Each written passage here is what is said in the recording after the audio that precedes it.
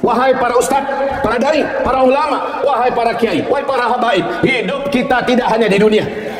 Hari ini yang sembarangan memberikan suaranya, hari ini yang sembarangan mengusung siapa yang diusungnya, hanya demi fulus, hanya demi posisi dan jabatan, hanya demi ijtihad politik katanya, sehingga dia berpihak ke sana dan kemari. Pertanggungjawabkan oleh kalian, apa yang kalian pilih hari ini, apa dan siapa yang kalian usung hari ini, apa dan siapa dan kemana umat kalian bawa hari ini.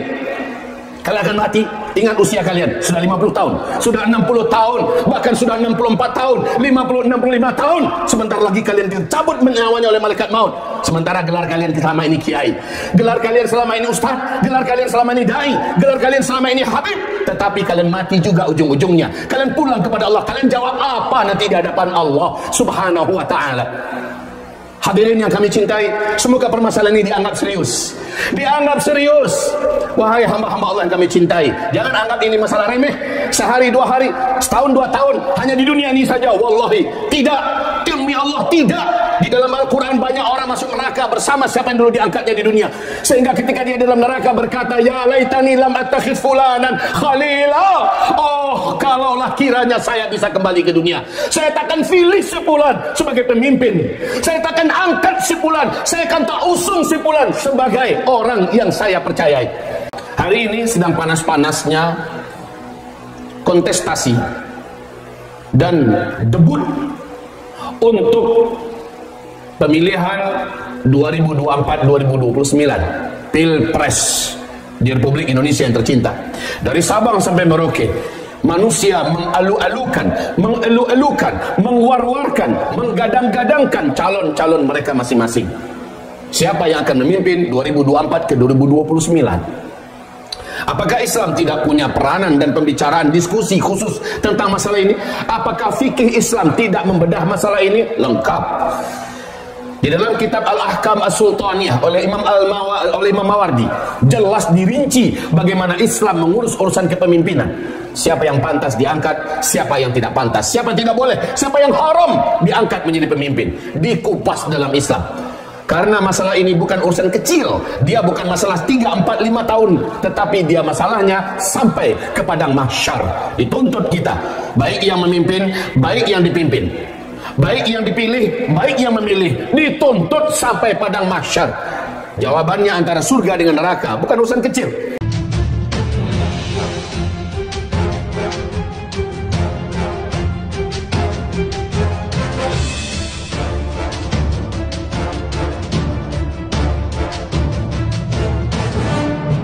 Alhamdulillah,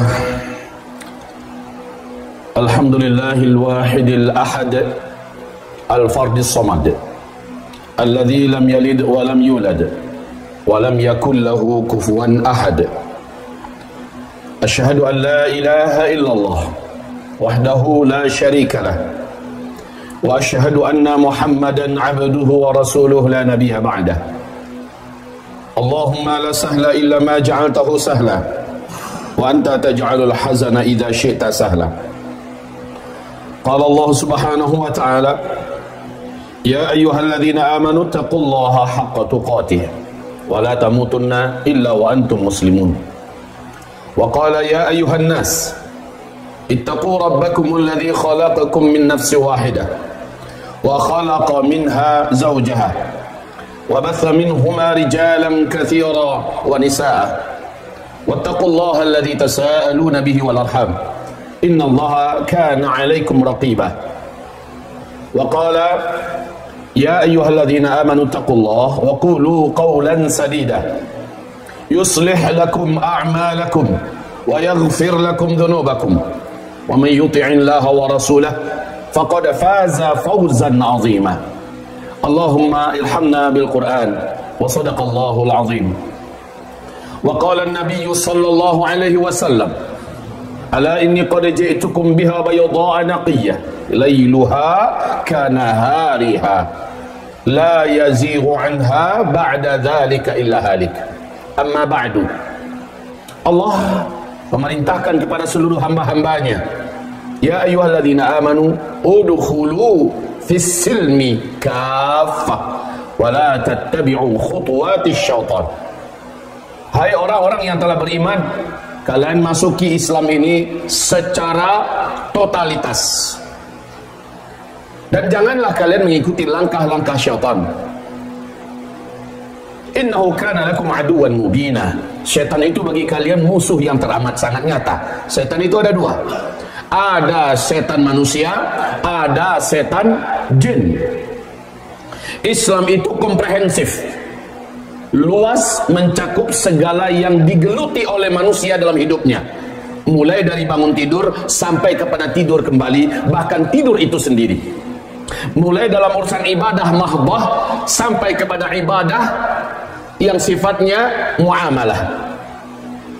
Maka seluruhnya ada Islam mengaturnya, jalankan itu, dan itulah yang dimaksud dengan udkhulu fisilmi kafah. Tidak ada urusan yang tidak diatur oleh Islam. Bahkan urusan kuku pun Islam atur. Urusan rambut, urusan dalam kuping diatur oleh Islam. Urusan gigi, urusan kentut pun diatur oleh Islam.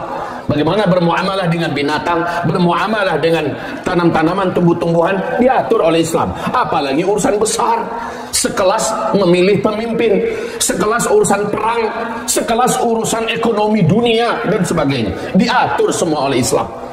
Hari ini sedang panas-panasnya kontestasi dan debut untuk pemilihan 2024-2029 Pilpres di Republik Indonesia yang tercinta. Dari Sabang sampai Merauke, manusia mengalu-alukan, mengwar-warkan, menggadang-gadangkan calon-calon mereka masing-masing. Siapa yang akan memimpin 2024 ke 2029? Apakah Islam tidak punya peranan dan pembicaraan diskusi khusus tentang masalah ini? Apakah fikih Islam tidak membedah masalah ini? Lengkap. Di dalam kitab Al-Ahkam As-Sultaniyah oleh Imam Mawardi jelas dirinci bagaimana Islam mengurus urusan kepemimpinan. Siapa yang pantas diangkat, siapa yang tidak pantas, siapa yang tidak boleh, siapa yang haram diangkat menjadi pemimpin. Dikupas dalam Islam. Karena masalah ini bukan urusan kecil, dia bukan masalah 3, 4, 5 tahun, tetapi dia masalahnya sampai ke padang mahsyar. Dituntut kita, baik yang memimpin, baik yang dipimpin, baik yang dipilih, baik yang memilih, dituntut sampai padang mahsyar. Jawabannya antara surga dengan neraka, bukan urusan kecil. Hadirin yang kami muliakan, ada beberapa adab asasi yang wajib terpenuhi dalam kepemimpinan Islam. Pertama, harus muslim. Kedua, harus laki-laki. Ketiga, harus dewasa. Keempat, harus merdeka.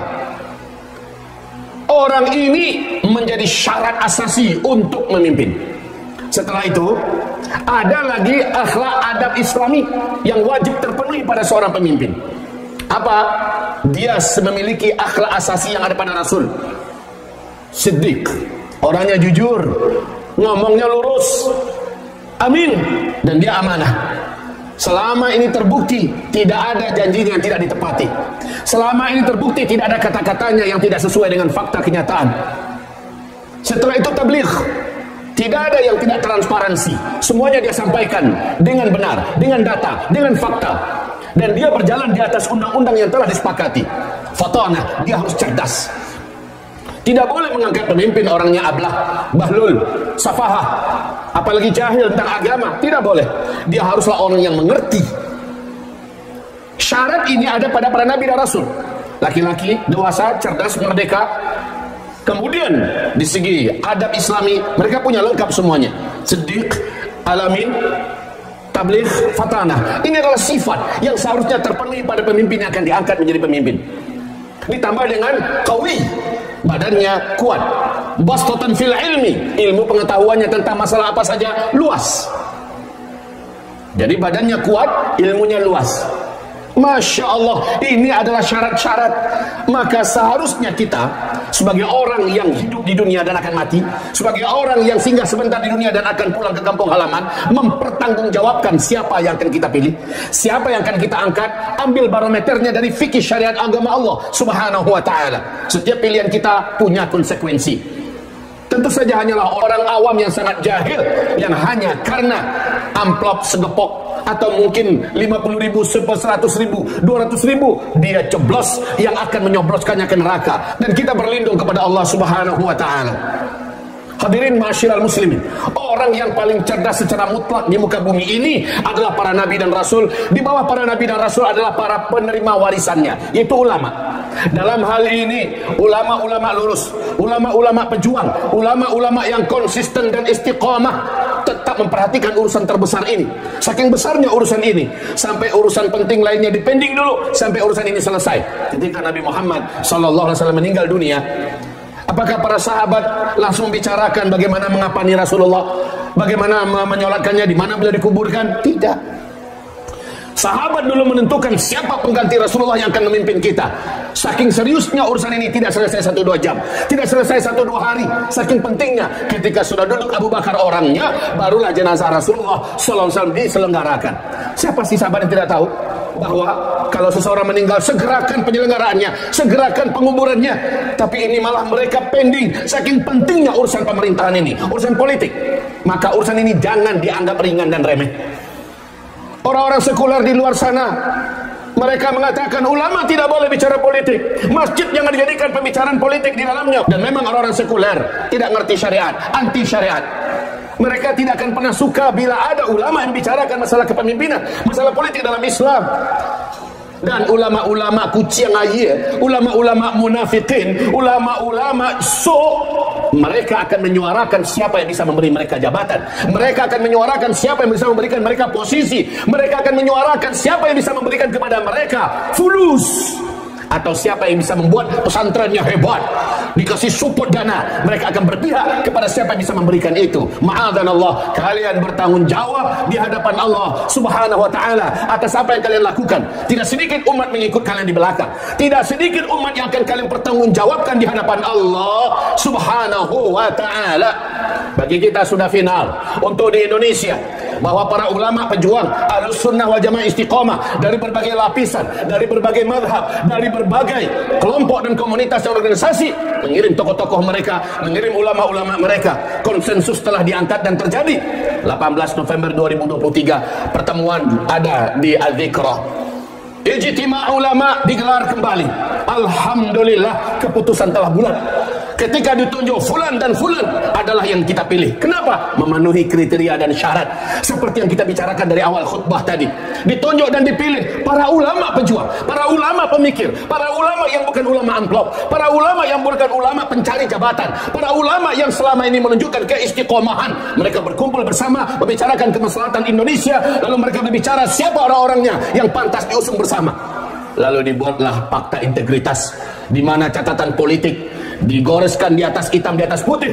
Setelah dibaca dan dipelajari, setelah dirembukkan dan dimusyawarati, setelah itu disepakati, diserahkan siapa yang berani. Maka pasangan yang benar-benar berani membaca, mempelajarinya, menandatanganinya hanyalah yang telah diangkat, dan itulah yang telah terangkat. Dalam hal ini Anies Baswedan dengan Muhaimin Iskandar berani menandatangani bismillah, sementara pada diri mereka karakter yang kita sebutkan dari awal insya Allah ta'ala ada. Sampai-sampai Bapak Yusuf Kala sendiri berkata, kami tidak pernah melihat rekam jejaknya orang ini pembohong, orang ini dusta, orang ini mengkhianati orang dalam jabatannya, apalagi korupsi. Kami tidak pernah melihat orang ini melakukan hal-hal yang sifatnya amoral, yang sifatnya anarkis, yang sifatnya balas dendam. Kami tidak pernah menemukan ketika dia dicaci maki, lalu dia tuduh orang ini, dia tangkap orang ini, suruh polisi dan masukkan ke penjara. Tidak pernah. Semua dihadapi dengan kepala dingin dan bijaksana. Para ulama hari ini, tokoh-tokoh bersatu di kubu-kubu yang berbeda-beda, semuanya akan mempertanggungjawabkan apa dan siapa yang mereka usung. Hidup tidak hanya sekali. Wahai para ustadz, para dai, para ulama, wahai para kiai, wahai para habaib, hidup kita tidak hanya di dunia. Hari ini yang sembarangan memberikan suaranya, hari ini yang sembarangan mengusung siapa yang diusungnya, hanya demi fulus, hanya demi posisi dan jabatan, hanya demi ijtihad politik katanya, sehingga dia berpihak ke sana dan kemari. Pertanggungjawabkan oleh kalian apa yang kalian pilih hari ini, apa dan siapa yang kalian usung hari ini, apa dan siapa dan kemana umat kalian bawa hari ini. Kalian akan mati, ingat usia kalian sudah 50 tahun, sudah 60 tahun, bahkan sudah 64 tahun, 50-65 tahun. Sebentar lagi kalian dicabut nyawanya oleh malaikat maut. Sementara gelar kalian selama ini kiai, gelar kalian selama ini ustaz, gelar kalian selama ini dai, gelar kalian selama ini habib, tetapi kalian mati juga ujung-ujungnya. Kalian pulang kepada Allah. Kalian jawab apa nanti di hadapan Allah Subhanahu wa ta'ala? Hadirin yang kami cintai, semoga permasalahan ini dianggap serius. Dianggap serius. Wahai hamba-hamba Allah yang kami cintai, jangan anggap ini masalah remeh. Sehari, 2 hari, setahun, 2 tahun, hanya di dunia ini saja. Wallahi, tidak. Demi Allah, tidak. Di dalam Al-Quran banyak orang masuk neraka bersama siapa yang dulu diangkatnya di dunia. Sehingga ketika dia dalam neraka berkata, ya laitani lam attakhidh fulanan khalila. Oh, kalaulah kiranya saya bisa kembali ke dunia, saya takkan pilih si fulan sebagai pemimpin. Saya takkan angkat si fulan. Saya akan tak usung si fulan sebagai orang yang saya percayai. Setiap orang masuk neraka dari kalangan rakyat jelata, dari kalangan pengusung, dari kalangan orang-orang yang mengajak orang lain agar memilihnya. Di akhirat meratap saat orang-orang itu dimasukkan ke neraka dan dia ikut-ikutan ke bawah. Masalah yang kita pilih hari ini bukan masalah selesai di dunia, tapi masalahnya dipertanggungjawabkan antara surga dan neraka. Astaghfiru rabbakum innahu kana ghaffara.